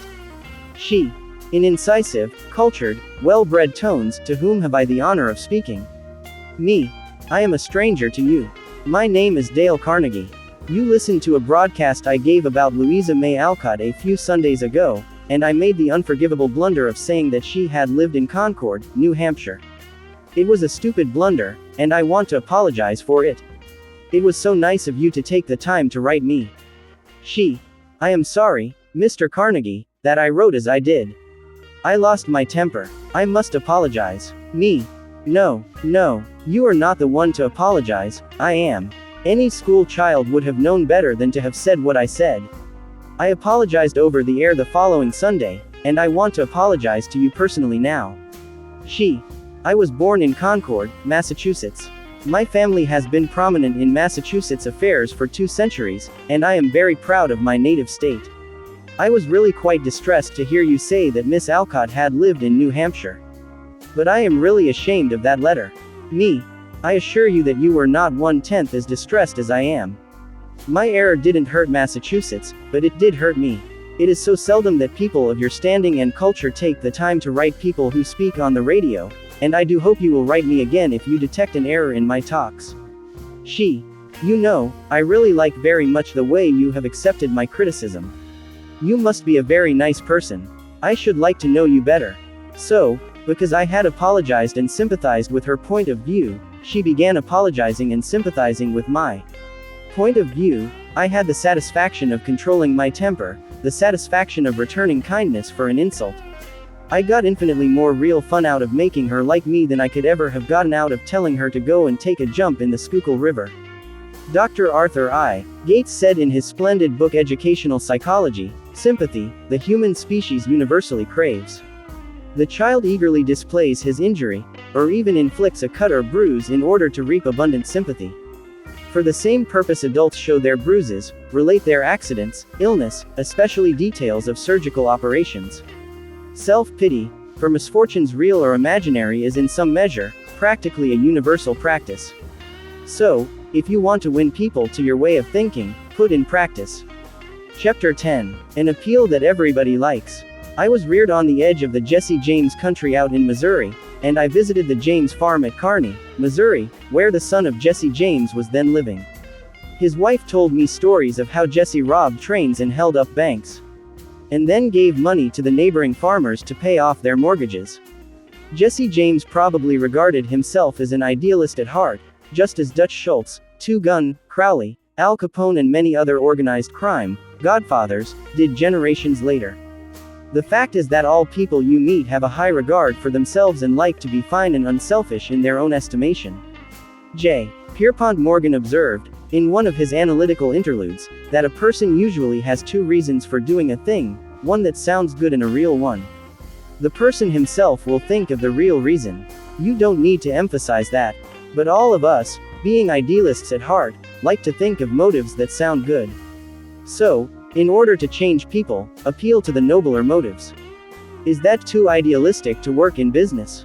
Let's see. Let's take the case of Hamilton J. Farrell of the Farrell-Mitchell Company of Glenolden, Pennsylvania. Mr. Farrell had a disgruntled tenant who threatened to move. The tenant's lease still had 4 months to run. Nevertheless, he served notice that he was vacating immediately, regardless of lease. These people had lived in my house all winter, the most expensive part of the year, Mr. Farrell said as he told the story to the class, and I knew it would be difficult to rent the apartment again before fall. I could see all that rent income going over the hill and believe me, I saw red. Now, ordinarily, I would have waded into that tenant and advised him to read his lease again. I would have pointed out that if he moved, the full balance of his rent would fall due at once and that I could, and would, move to collect. However, instead of flying off the handle and making a scene, I decided to try other tactics. So I started like this, Mr. Doe, I said, I have listened to your story, and I still don't believe you intend to move. Years in the renting business have taught me something about human nature, and I sized you up in the first place as being a man of your word. In fact, I'm so sure of it that I'm willing to take a gamble. Now, here's my proposition. Leave your decision on the table for a few days and think it over. If you come back to me between now and the first of the month, when your rent is due, and tell me you still intend to move, I give you my word I will accept your decision as final. I will privilege you to move and admit to myself I've been wrong in my judgment. But I still believe you're a man of your word and will live up to your contract. For after all, we are either men or monkeys and the choice usually lies with ourselves. Well, when the new month came around, this gentleman came to see me and paid his rent in person. He and his wife had talked it over, he said, and decided to stay. They had concluded that the only honorable thing to do was to live up to their lease. When the late Lord Northcliffe found a newspaper using a picture of him which he didn't want published, he wrote the editor a letter. But did he say, please do not publish that picture of me anymore, I don't like it? No, he appealed to a nobler motive. He appealed to the respect and love that all of us have for motherhood. He wrote, please do not publish that picture of me anymore. My mother doesn't like it. When John D. Rockefeller Jr. wished to stop newspaper photographers from snapping pictures of his children, he too appealed to the nobler motives. He didn't say, I don't want their pictures published. No, he appealed to the desire, deep in all of us, to refrain from harming children. He said, you know how it is, boys. You've got children yourselves, some of you. And you know it's not good for youngsters to get too much publicity. When Cyrus H. K. Curtis, the poor boy from Maine, was starting on his meteoric career, which was destined to make him millions as owner of the Saturday Evening Post and the Ladies' Home Journal, he couldn't afford to pay his contributors the prices that other magazines paid. He couldn't afford to hire first-class authors to write for money alone. So he appealed to their nobler motives. For example, he persuaded even Louisa May Alcott, the immortal author of Little Women, to write for him when she was at the flood tide of her fame, and he did it by offering to send a check for $100, not to her, but to her favorite charity. Right here the skeptic may say, oh, that stuff is all right for Northcliffe and Rockefeller or a sentimental novelist. But, I'd like to see you make it work with the tough babies I have to collect bills from. You may be right. Nothing will work in all cases and nothing will work with all people.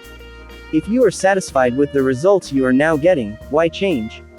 If you are not satisfied, why not experiment? At any rate, I think you will enjoy reading this true story told by James L. Thomas, a former student of mine. 6 customers of a certain automobile company refused to pay their bills for servicing. None of the customers protested the entire bill, but each claimed that some one charge was wrong. In each case, the customer had signed for the work done, so the company knew it was right and said so. That was the first mistake. Here are the steps the men in the credit department took to collect these overdue bills. Do you suppose they succeeded? 1. They called on each customer and told him bluntly that they had come to collect a bill that was long past due. 2. They made it very plain that the company was absolutely and unconditionally right, therefore he, the customer, was absolutely and unconditionally wrong. 3. They intimated that they, the company, knew more about automobiles than he could ever hope to know. So what was the argument about? 4. Result. They argued. Did any of these methods reconcile the customer and settle the account?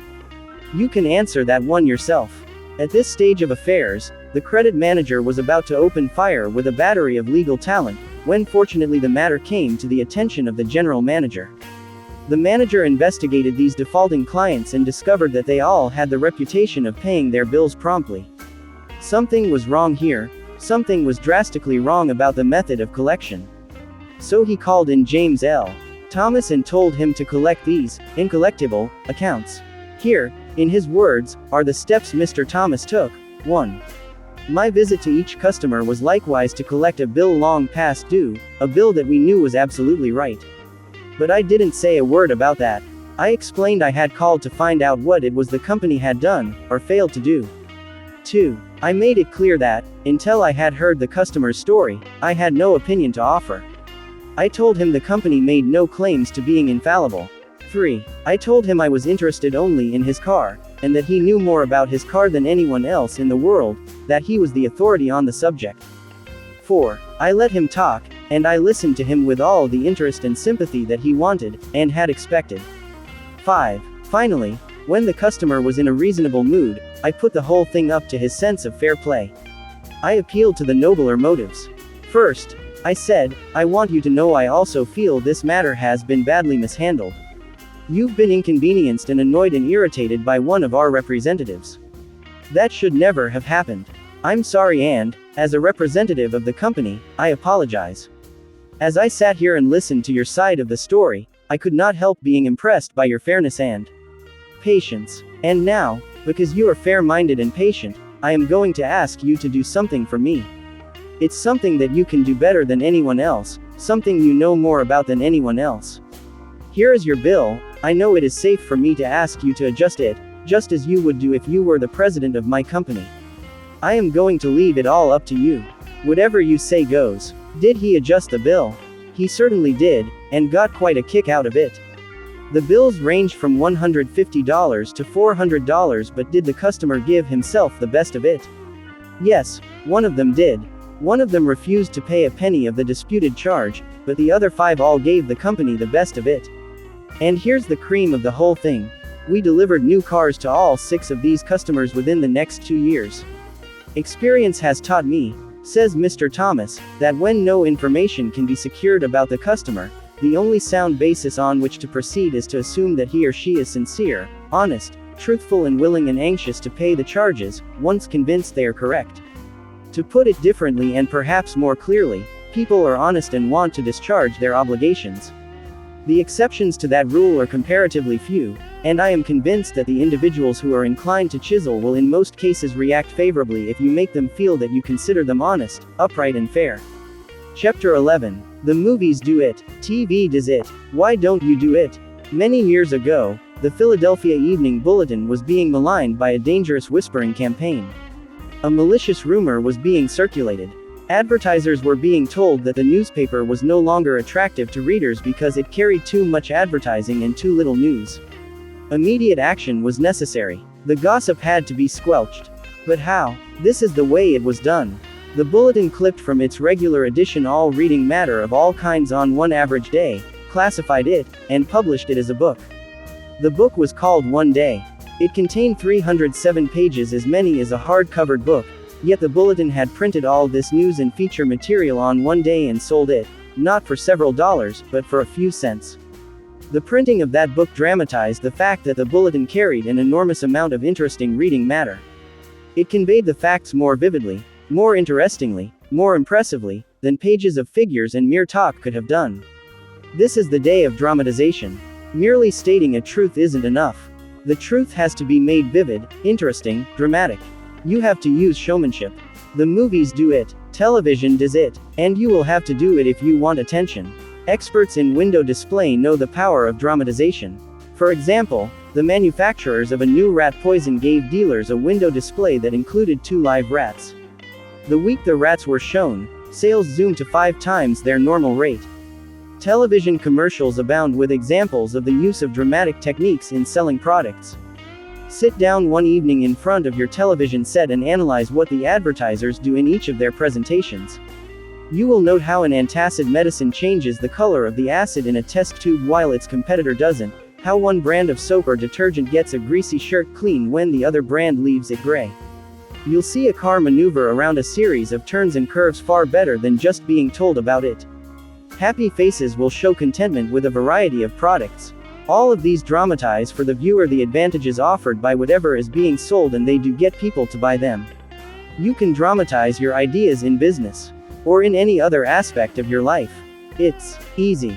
Jim Wiemans, who sells for the NCR Company, National Cash Register, in Richmond, Virginia, told how he made a sale by dramatic demonstration. Last week I called on a neighborhood grocer and saw that the cash registers he was using at his checkout counters were very old-fashioned. I approached the owner and told him, "You are literally throwing away pennies every time a customer goes through your line." With that I threw a handful of pennies on the floor. He quickly became more attentive. The mere words should have been of interest to him, but the sound of pennies hitting the floor really stopped him. I was able to get an order from him to replace all of his old machines. It works in home life as well. When the old-time lover proposed to his sweetheart, did he just use words of love? No, he went down on his knees. That really showed he meant what he said. We don't propose on our knees anymore, but many suitors still set up a romantic atmosphere before they pop the question.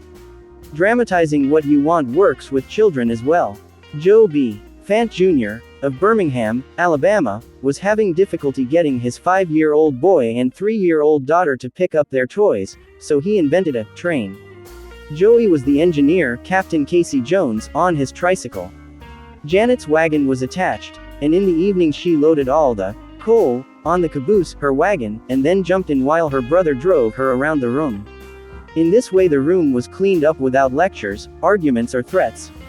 Mary Catherine Wolfe of Mishawaka, Indiana, was having some problems at work and decided that she had to discuss them with the boss. On Monday morning she requested an appointment with him but was told he was very busy and she should arrange with his secretary for an appointment later in the week. The secretary indicated that his schedule was very tight, but she would try to fit her in.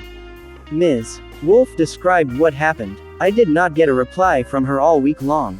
Whenever I questioned her, she would give me a reason why the boss could not see me. Friday morning came and I had heard nothing definite.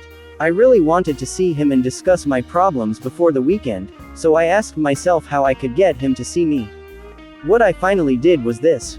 I wrote him a formal letter. I indicated in the letter that I fully understood how extremely busy he was all week, but it was important that I speak with him. I enclosed a form letter and a self-addressed envelope and asked him to please fill it out or ask his secretary to do it and return it to me. The form letter read as follows. Ms. Wolfe, I will be able to see you on _at_am, p.m. I will give you _minutes of my time. I put this letter in his in-basket at 11 a.m. At 2 p.m., I checked my mailbox. There was my self-addressed envelope.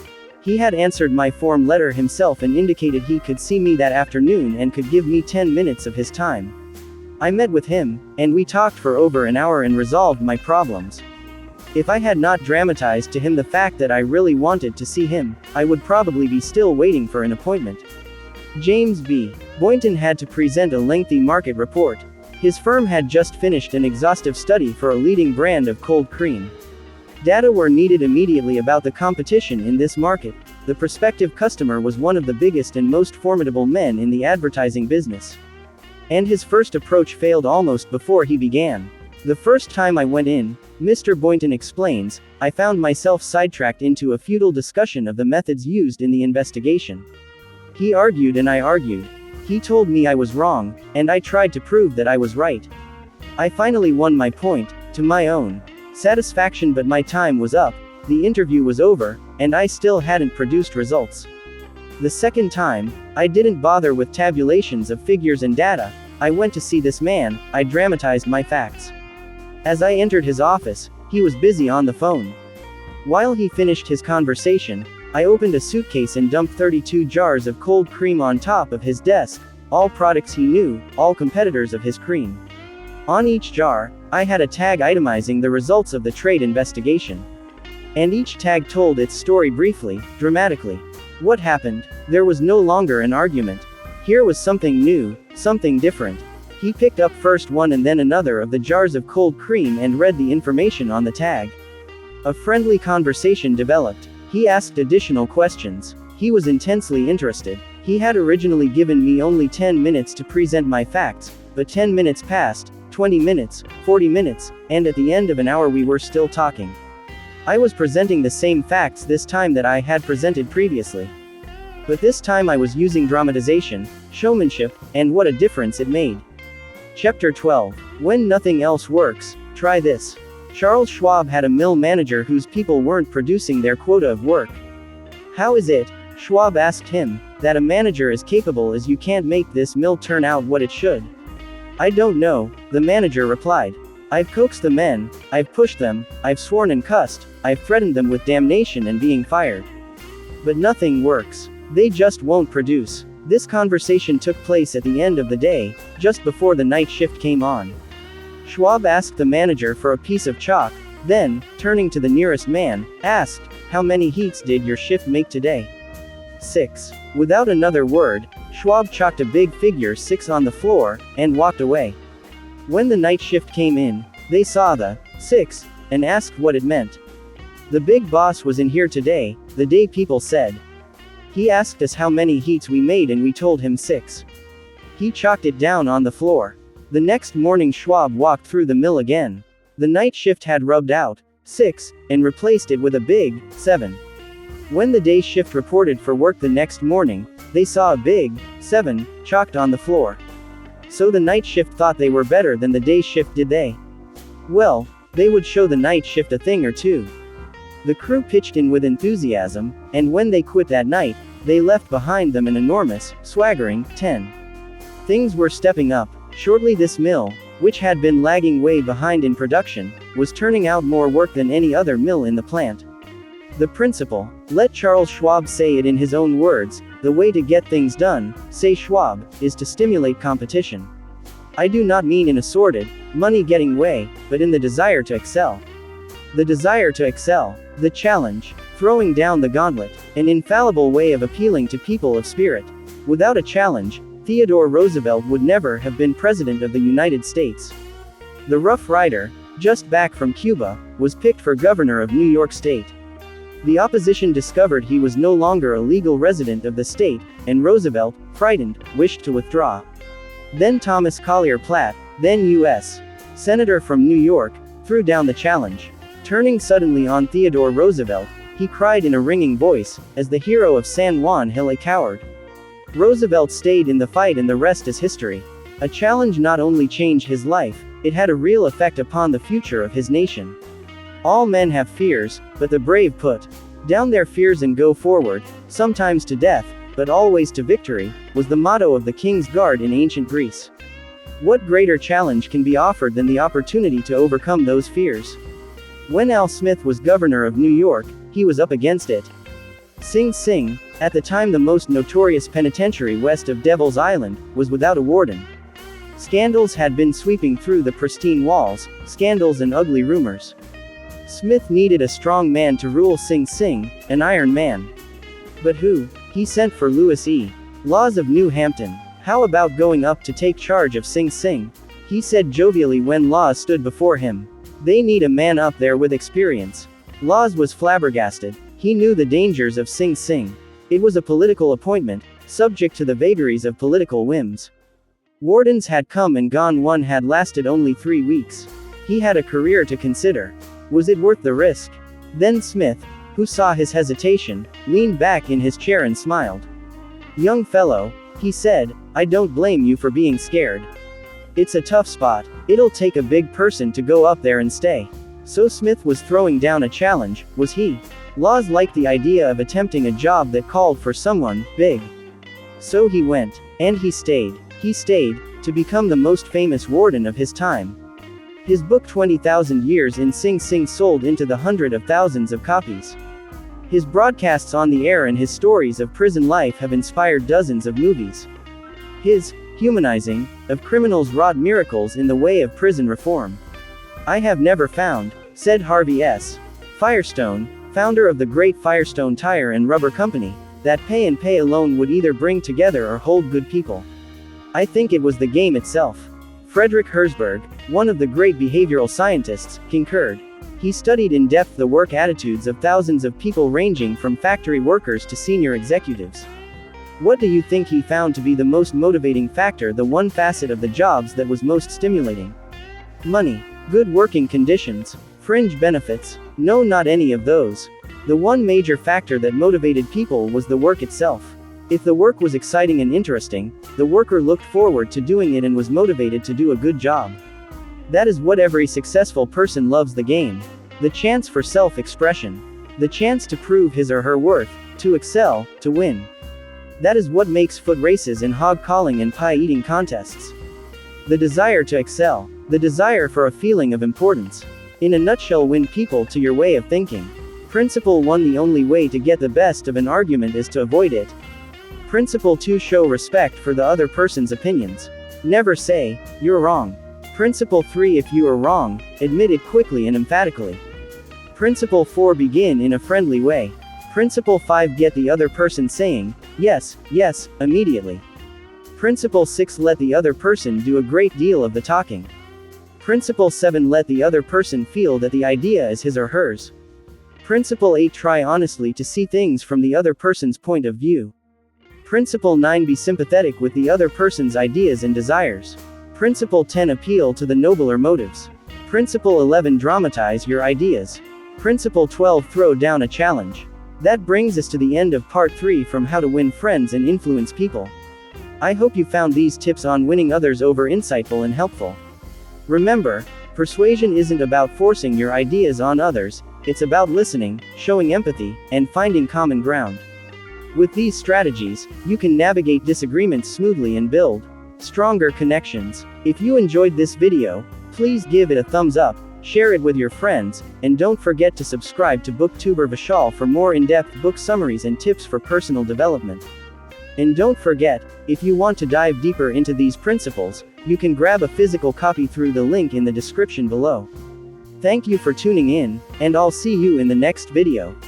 Until then, keep reading, keep learning, and keep influencing others in a positive way.